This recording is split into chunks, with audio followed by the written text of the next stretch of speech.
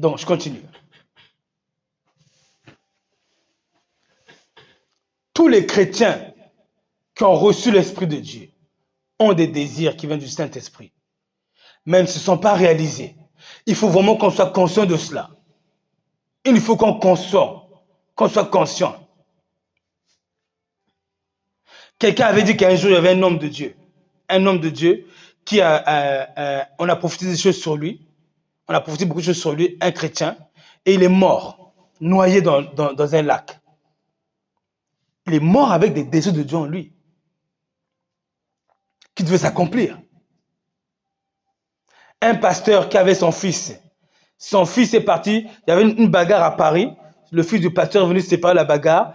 Quelqu'un pour le couteau a mis sur le fils du pasteur alors qu'il voulait juste séparer. Il est mort. Fils de pasteur est mort avec les désirs du Saint-Esprit en lui. Tout chrétien qui a reçu l'Esprit de Dieu a des désirs de l'Esprit de Dieu. Donc avoir des désirs de Dieu ne garantit pas qu'elles vont se réaliser. Avoir en nous les désirs du Saint-Esprit, qui sont ceux que nous avons présentés ici. On veut voir changer le monde. On veut impacter l'Église. On veut faire des œuvres humanitaires. On veut que des orphelins, changer le climat, faire toutes ces choses-là. C'est pas dit ça se réaliser. Je prends un témoignage.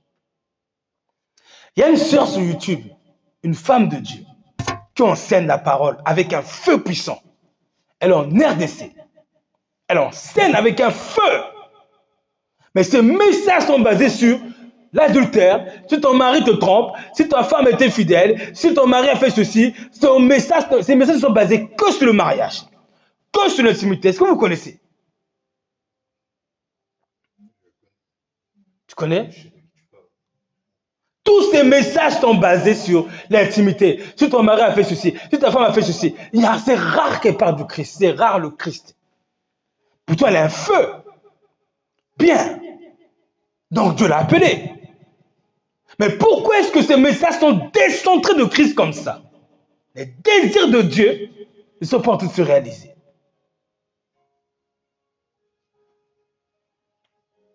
Pourtant, elle a un feu. Tous ces messages que j'écoute ne parlent pas de Jésus. Ne parlent pas de Jésus. Alors pourquoi Dieu réaliserait les désirs qu'il a mis en toi? Fais de l'Éternel tes délices. Il te donnera ce que ton cœur désire. Mais nous voulons que Dieu réalise nos désirs. Est-ce qu'on met du zèle dans ces désirs? Quand on prend le psaume 19.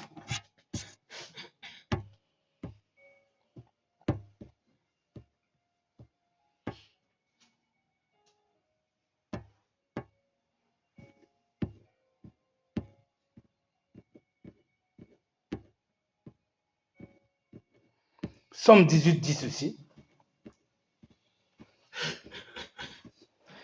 18, 21 dit ceci. L'Éternel m'a traité selon ma droiture. J'essaie de dire, analysons nos désirs de Dieu. Est-ce qu'elles sont au niveau des exigences de Dieu? Il dit, l'Éternel m'a traité selon ma droiture. Il m'a rendu selon la pureté de mes mains. Car j'ai observé les voies de l'Éternel, je n'ai pas été coupable devant Dieu. Toutes ses ordonnances ont été devant moi. Je ne me suis pas écarté. J'ai été sans reproche devant lui. Aussi l'Éternel m'a rendu selon ma droiture, selon la pureté de mes mains. Si nous n'avons pas, si nous ne mettons pas de la valeur au désir de Dieu, comment Dieu va nous rendre selon nous aussi nos désirs? Comment il va nous rendre?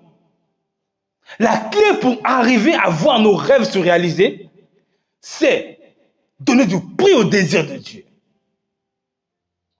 Donner du prix, un grand prix, qui va être démontré par des actions. C'est être fidèle dans les petites choses concernant les désirs de Dieu. Parce que Dieu aussi a des désirs.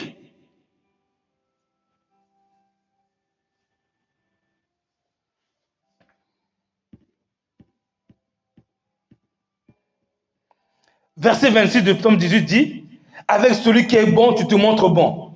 Avec l'homme droit, tu agis selon sa droiture. Avec celui qui est pur, tu te montres pur. Avec le pervers, tu agis selon sa perversité. » On voit que Dieu est un Dieu d'alliance. Si j'honore les désirs de Dieu Dieu va aussi accorder du prix à mes désirs.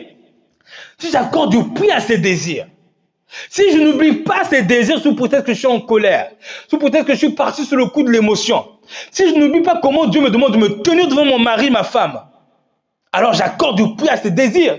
Mais Dieu ne fera que me rendre selon la pureté de mes mains, selon l'amour que je lui aurais donné.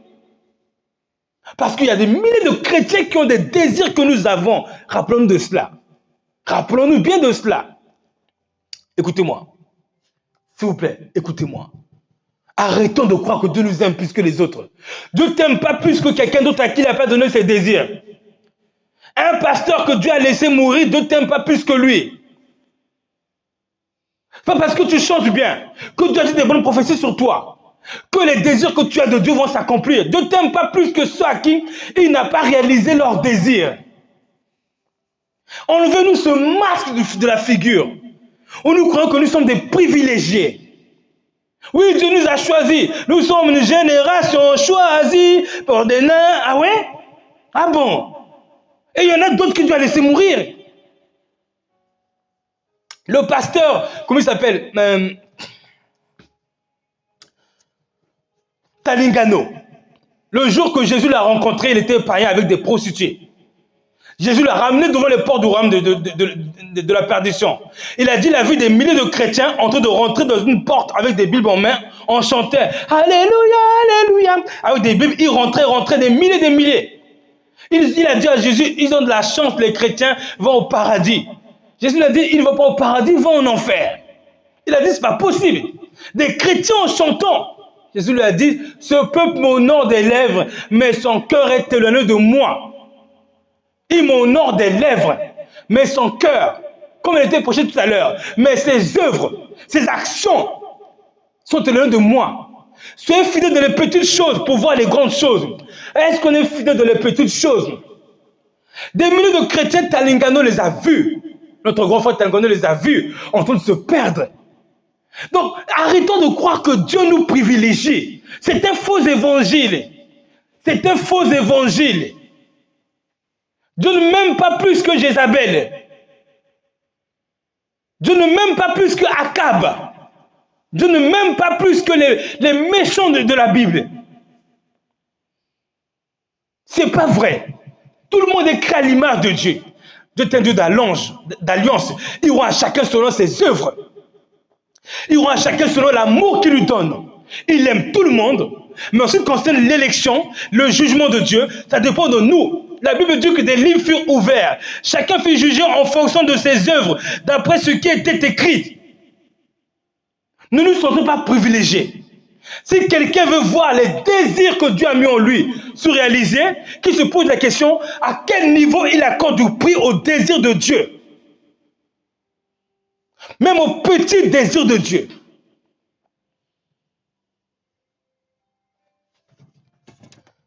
On va voir les désirs de Dieu, quelques désirs de Dieu.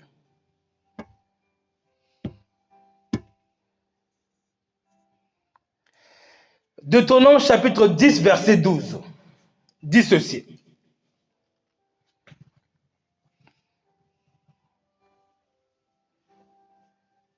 Deutéronome chapitre 10, verset 12. Maintenant Israël, chacun peut remplacer Israël par lui-même. Maintenant Israël, que demande de toi l'Éternel ton Dieu, si ce n'est que tu craignes l'Éternel ton Dieu, afin de marcher dans toutes ses voies. Toutes ses voies, pas la moitié.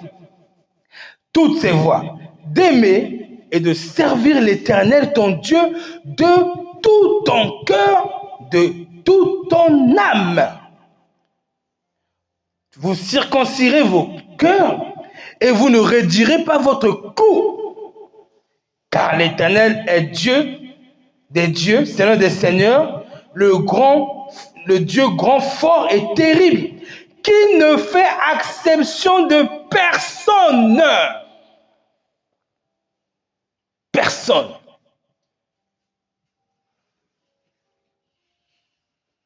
On a bien dit, non, il fait exception de personne. Nous, on pense que c'est parce que Dieu nous a choisis avant la fondation du monde qu'on va aller au ciel. Il ne fait exception de personne. Voici le désir de Dieu. Que Dieu nous demande, c'est qu'on craigne son nom, qu'on l'aime de tout notre cœur. Donc, Deutéronome 6, verset 5. Tu aimeras l'Éternel ton Dieu de tout ton cœur, de toute ton âme et de toute ta force. Et ces commandements que je te donne aujourd'hui seront dans ton cœur, pas dans la tête, dans le but de le savoir, mais dans ton cœur pour le vivre. Tu inculqueras à tes enfants et tu en parleras quand tu seras dans ta maison, quand tu iras en voyage. Deutéronome 6, verset 17. Mais vous observerez les commandements de l'Éternel votre Dieu, ces commandements, ces lois qu'il vous a prescrites. Tu aimeras l'Éternel, Deutéronome 11, verset 1. Tu aimeras l'Éternel ton Dieu et tu observeras toujours ses préceptes, ses lois, ses ordonnances et ses commandements. Il a dit toujours. Je lis encore. 1 Thessaloniciens chapitre 4 verset 3. Ce que Dieu veut, nous sommes là en train de parler des désirs de Dieu. Ce que Dieu veut, c'est votre sanctification, c'est que vous vous abstenez de l'impudicité.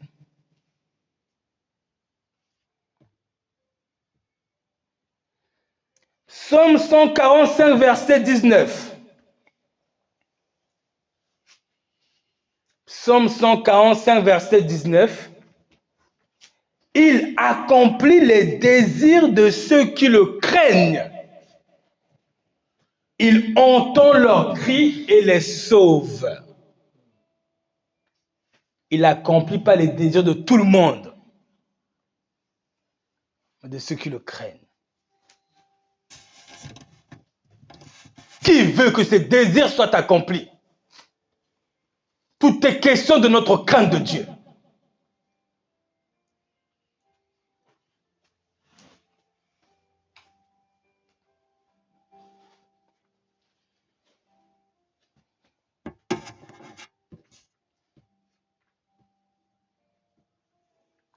Je lis encore.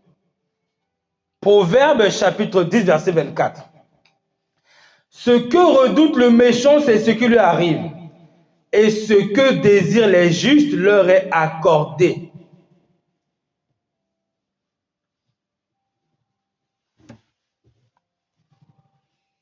Si nous méprisons les désirs de Dieu, ses commandements, ses attitudes, ses principes, les lois morales qu'il a mis en nous, les attitudes qu'il nous a dit d'imiter, les petits gestes au quotidien qu'il nous demande de faire par son esprit, nous pouvons être sûrs que Dieu nous traitera selon sa parole.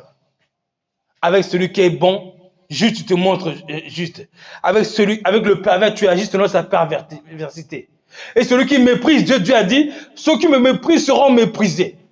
J'honore celui qui m'honore. Mais si moi j'honore Dieu au point d'être fidèle de les petites choses, garder ma bouche pour ne pas blesser quelqu'un, pour m'excuser promptement. J'arrive en retard, je m'excuse, pour avoir une attitude respectueuse, respectable. Mais si j'honore Dieu, Dieu a dit j'honorerai celui qui m'honore. Mais si nous voulons que nos désirs soient honorés, honorons Dieu, il nous honorera. Mais il a dit ceux qui me méprisent seront méprisés. Donc nos désirs sont méprisés en fonction du mépris que nous accordons à Dieu. Parce qu'une fois que les désirs de l'esprit sont en nous, ça devient les miens. Nos désirs sont méprisés par Dieu. Si nous ne donnons pas à Dieu l'honneur qui lui est dû, la révérence qui lui est due, la révérence qui lui est due à travers quelqu'un. Donc, ces désirs que nous avons, ou que Dieu a mis en nous, pour qu'ils se réalisent, cela dépend de nous. Notre investissement, notre zèle à chercher les moindres désirs de Dieu, à chercher à les connaître et les mettre en pratique. Ça dépend de nous. Ça dépend de nous, pas de Dieu. Si c'est que de Dieu, Dieu nous donnerait tout ce que notre cœur nous désigne. Et il a dit dans 1 Jean 3, 22. Il est écrit dans 1 Jean 3, 22.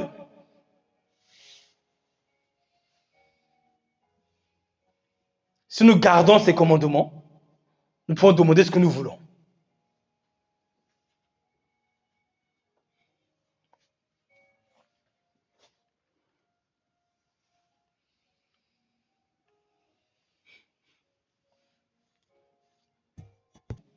Tout le monde a les désirs de Dieu. Les rêves que nous avons, ça vient de Dieu.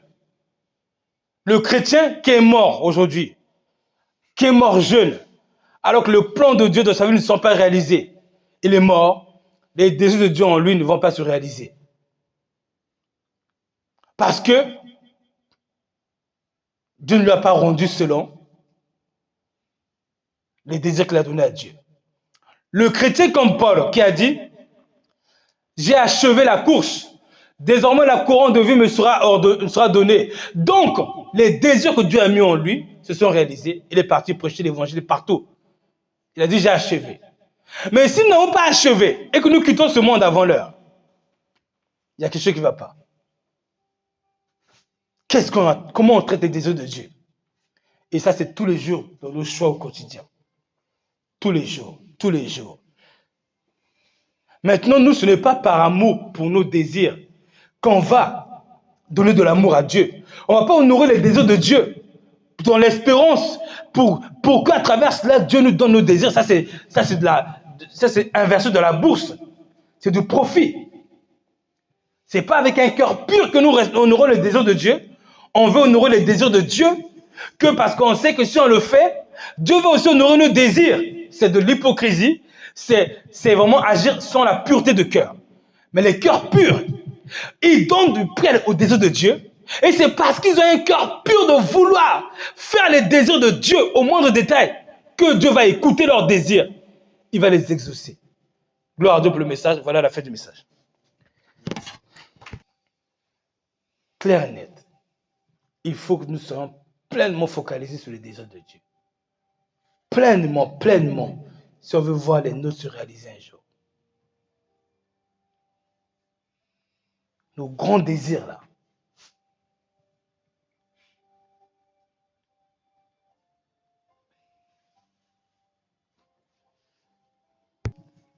En méprisant les désirs de Dieu, nous devenons une punition pour le monde. Dieu n'écoutera pas nos désirs, puisqu'il a dit qu'il accomplit les désirs de ceux qui le craignent. Il ne va pas les accomplir, puisqu'on choisit sur la rébellion envers nos maris. On choisit l'orgueil envers nos femmes. On choisit les rabaissements, les paroles dures, blessantes avec nos conjoints. On choisit des paroles méchantes, vulgaires envers nos femmes, nos enfants, envers nos frères. Des paroles de mépris, de les exposer. On choisit des critiques, des calomnies, on choisit le mal. Mais Dieu n'accomplira pas nos désirs. Le texte a dit, il accomplit les désirs de ceux qui le craignent. Donc, si nous ne marchons pas en suivant avec zèle de mettre en pratique les désirs de Dieu, nous sommes en train de maudire le monde. Exactement comme Adam, en méprisant les désirs de Dieu, il a maudit le monde.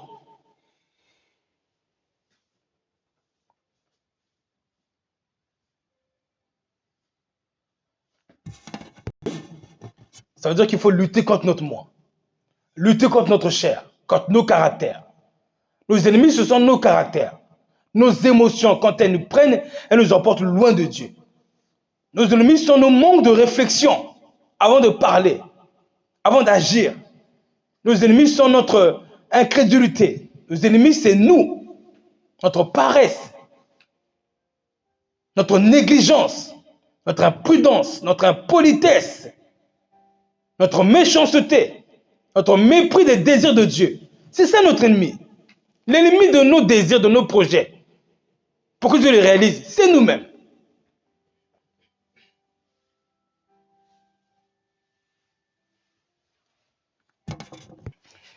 Éveille-nous, Seigneur, pour que nous regardions à tes désirs au moindre détail. Éveille-nous pour que nous soyons prompts à regarder à ce qui te plaît. Éveille-nous pour que nous soyons consciencieux des choses que Dieu veut dans notre vie. Éveille-nous pour que nous sont promptes à chercher ta volonté. Dans les Écritures, considérer ta volonté, chercher à t'être agréable, te chercher, t'aimer de tout notre cœur, valoriser tes désirs dans les moindres actions, dans les moindres comportements de nos jours, Seigneur. Afin que, Seigneur, ta promesse s'accomplisse sur nous. Celle qui a dit que Dieu accomplit les désirs de ceux qui le craignent. Accorde-nous la grâce, Seigneur, de t'aimer de tout notre cœur et de respecter tes lois et tes préceptes. D'avoir un cœur qui aspire à toi, qui est attiré par tes désirs, qui considère les moindres détails de tes désirs, qui considère les petites choses de tes désirs, comme dit l'Écriture. Celui qui est fidèle de les petites choses le sera de les grandes choses. Elle doit considérer les moindres désirs de Dieu, les petits détails des désirs de Dieu. Prête-nous une inspiration, un éveil, un éclaircissement pour que les petits désirs de Dieu soient un objectif pour nous. Je prie que, Seigneur, que cette parole, Seigneur, demeure en nous. Que les petits désirs de Dieu demeurent nos objectifs. Père, je le demande au nom de Jésus, car je sais que c'est ta volonté. Je prie que le Seigneur permette que cette prière que j'ai faite s'accomplisse pour moi et les frères qui m'écoutent et tous ceux qui m'écoutent ici. Au nom de Jésus-Christ, Seigneur. Alléluia. Amen. Proverbe 14, verset 6 confirme ça. Que c'est l'art de veiller sur le désir de Dieu qui attire sur nous la réalisation de nos désirs. Vas-y, ça dit? Celui qui craint l'Éternel possède un appui ferme. Possède un appui ferme. Et ses enfants ont un refuge auprès de lui. Et ses enfants ont un refuge auprès de lui. La crainte de l'Éternel. C'est bon. La crainte de l'Éternel, c'est quoi? Est une source de vie. Amen. Donc, si nous désirons que l'Éternel soit un refuge pour nos enfants, c'est dans la crainte de l'Éternel. Donc, nos désirs pour nos enfants se trouvent dans les désirs de Dieu encore. Et toute la Bible est comme ça. Hein? Apocalypse 3.10, Apocalypse 3.5, à celui qui vaincra, il héritera ces choses. Je n'effacerai pas son nom de livre des vies. Vous voyez? Toute la Bible est comme ça. C'est l'évangile qui est au conditionnel. Celui qui veut venir après moi, qui renonce à lui-même, qui se charge de sa croix. Celui qui conservera sa vie, la perdra. Celui qui perdra sa vie à cause de moi, la retrouvera. Vous voyez? Les désirs de Dieu, on trouve les nôtres. Celui qui garde la parole ne verra jamais la mort. On veut la vie éternelle. Il est dans les désirs de Dieu. Gardez la parole. On dit que vous connaissez la vérité, elle vous affranchira à une condition. Il dit, il dit au juge qu'avec cru en lui, si vous demandez ma parole, vous serez mes disciples et vous connaîtrez la vérité et la vérité vous rendra libre. C'est d'abord, la vérité nous rend libre d'abord si on est dans ses désirs. Les désirs de Dieu, c'est tout le secret.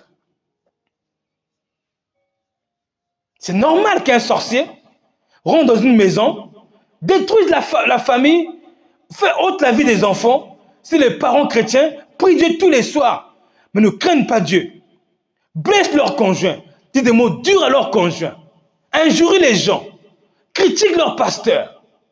Il n'y a pas de crainte de Dieu. Donc, Proverbe 14, verset ne peut pas s'accomplir. Le secret pour détruire le monde des ténèbres, c'est toujours le désir de Dieu. J'espère que l'Église va comprendre ça pour arrêter de remettre la faute à Dieu parce que Dieu ne nous a pas protégés. C'est notre faute. Et à nous de transmettre ça par la grâce de Dieu.